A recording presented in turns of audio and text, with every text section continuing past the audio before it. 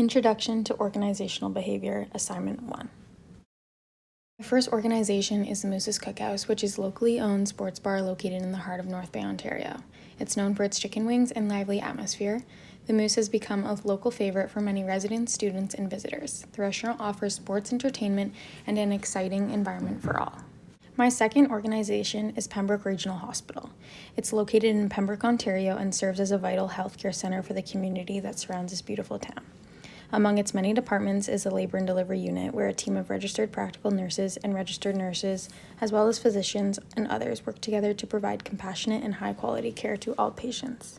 The first topic that I will be discussing is individual differences, such as personality and values. For the Moose's Cookhouse, individual differences are critical in a fast-paced environment like the Moose. Individual differences directly influence team effectiveness, customer satisfaction, and overall organizational performance. Motivation alone can drive positive customer service and affect how energized the employee is throughout their shift. Motivation of the staff can impact a customer's experience, which ultimately impacts the success of the business. Now moving on to Pembroke Regional Hospital. Individual differences are important in this organization because patient outcomes, team effectiveness, and quality of care all depend on the characteristics, personality traits, and motivation of each RPN on the floor. One person's attitude or performance can significantly affect a patient's quality of care, which is why personality and values play an important role in this organization. Next topic is foundations of employee motivation. Motivation is important at the Moose's Cookhouse because it directly influences how servers perform during busy, high-pressure shifts. At the Moose, motivation determines how servers will direct their effort, referring to how quickly they offer their services. It will also influence how intensely they work, especially during those busy nights, and how persistent they will remain during hard-to-handle situations that often arise in the service industry. Moving on to PRH, motivation is important on the L&D unit because it influences how RPNs and RNs deliver care to their patients in high-pressure, emotionally intense situations. Nurses need to maintain focus, energy, and commitment to their patients no matter the circumstances to ensure their patients are safe and well taken care of. Understanding motivational factors can ensure that hospital leaders are supporting nurses to their fullest ability. My next topic is team dynamics. The Moose's Cookhouse operates within a very fast-paced, high-pressure environment where the expectations from customers and managers are immediate and high. A strong team dynamic is not only important in this setting, but a necessity. The team's ability to provide quick, coordinated, and high-quality service depends on the collaboration of the team. If one link of the chain is impacted, the guest experience risks being compromised. The L&D unit at PRH requires immense team dynamics to ensure staff well-being, patient outcomes, and system efficiency. This high-stakes unit requires trust, communication, and shared purpose to work effectively. The strong interdependence between physicians, RPNs, and RNs make this organization depend on team dynamics greatly. The topic I'm going to look at is individual differences, specifically the Mars model. I chose to look at this model because it helps to identify the root causes of why employees behave the way that they do. At the Moose, motivation is driven by tips, praise, good shifts, and competition, which are all extrinsic sources. At PRH, motivation comes from intrinsic desire to help others and to respond to emergencies.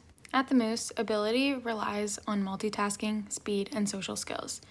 For PRH, it involves training, clinical judgment, and precision in your work. At the Moose, role perceptions are defined by shift expectations, list of chores assigned that shift, section duties, and are usually more flexible. At PRH, RPNs must understand the scope of practice in which they are permitted to work in and the different medical protocols.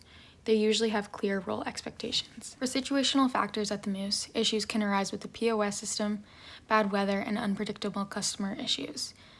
At PRH, there could be equipment availability issues, lack of staff, unexpected complication, and it's usually higher stakes. I would say that the Mars model is more effective in the hospital because it's a higher stakes environment that needs clear role expectations to be successful.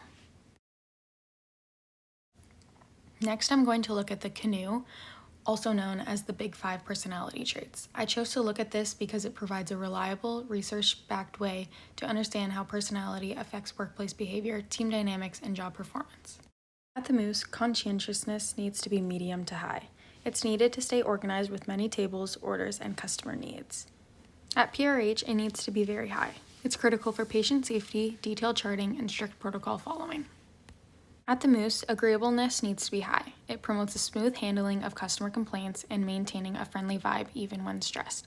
At PRH, it also needs to be high.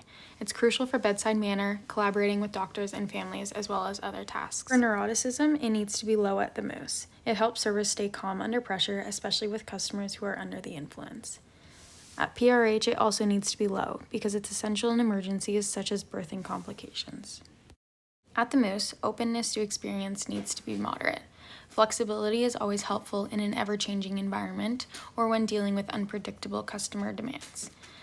At PRH, it needs to be moderate, but also needs to be somewhat higher than the Moose. It helps when learning new protocols, embracing diversity, and adapting to evolving patient needs. Extroversion needs to be high at the Moose because being outgoing can boost your tip potential and create a lively atmosphere for all guests.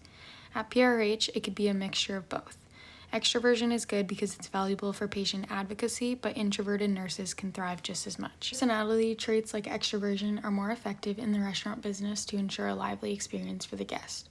But personality traits such as conscientiousness, agreeableness, and low neuroticism are very important in the hospital. Moving on to team dynamics. At the Moose, the structure is a departmental team with low skill diversity and moderate permanence due to most team members being students.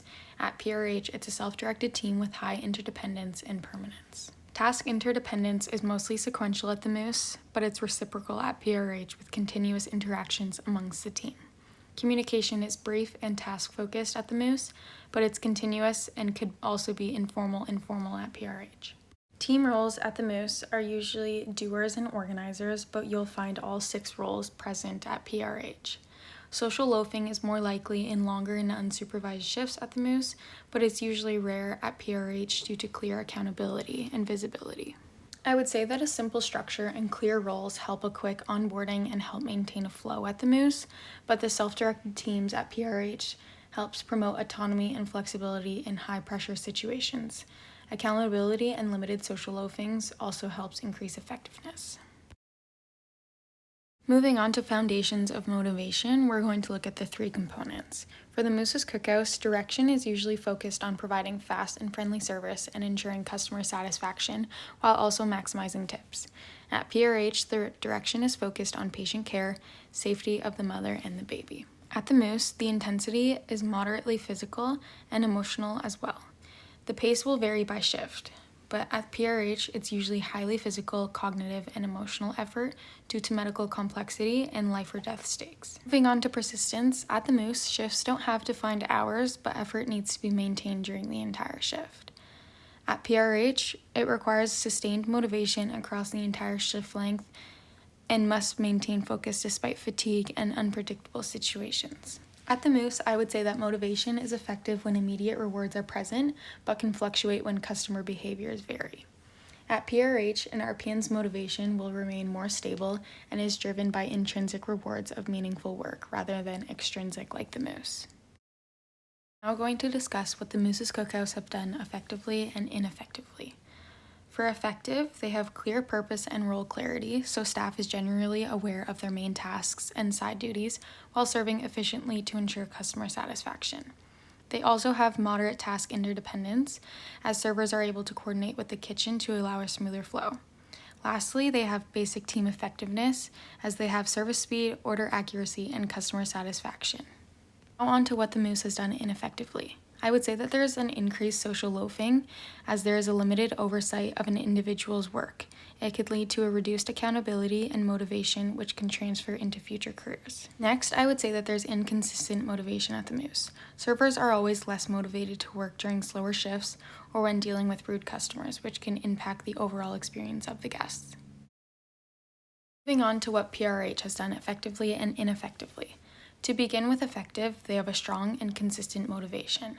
Since motivation is driven by intrinsic forces and emotional connections to patient outcomes, the efforts usually remain persistent.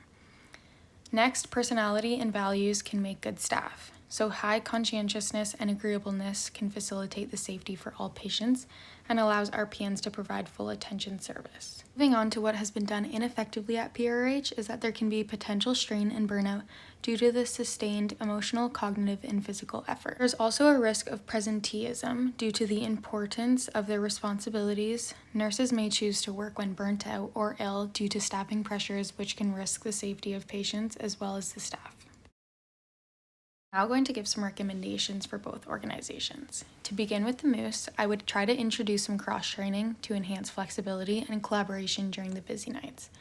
I would also implement ways to improve our communication by having pre-shift meetings to align all team members on the expectations for the day to ensure that everyone is on the same page. I would also try to introduce intrinsic motivators. Career progression offers should be in place to enhance engagement beyond the tips, to introduce intrinsic motivators rather than only focusing on the extrinsic ones. For Pembroke Regional Hospital, I would try to promote psychological safety by encouraging everyone to speak up and voicing concerns to avoid errors and to enhance trust between the staff. I would also implement ways to prevent burnout by offering counseling, resilience training, and more breaks. I would also allow recognition of emotional effort. The management should be formally acknowledging the efforts that is being put into such a demanding job by all nurses, physicians, and others. Moving on to the main points of this presentation, for team dynamics, I would say that clear role definitions and consistent team norms are essential in both environments. I would say that communication can enhance coordination and performance in PRH as well as the Moose, and flexibility and structure can support effective teamwork. Moving on to motivation, I would say that the motivation drivers differ between the organizations, as PRH is mainly driven by the intrinsic drivers, and the Moose is mostly extrinsic, such as the tips. Burnout is more likely within the hospital setting because the job requires so much intensity, persistence, and direction. Lastly, for individual differences, I would say that personality traits and values can help with the hiring process in both organizations, but is more important in the hospital because it is a higher stakes environment that is taking care of real lives and patients that do need your help. Thank you so much for giving me your attention today. I appreciate the opportunity to share this with you, and I hope that you found it informative and thought-provoking. If you have any questions or would like to discuss anything further, I'd be happy to talk. For reference, I myself, Emma Boyer, work at the Moose, and my sister works at PRH.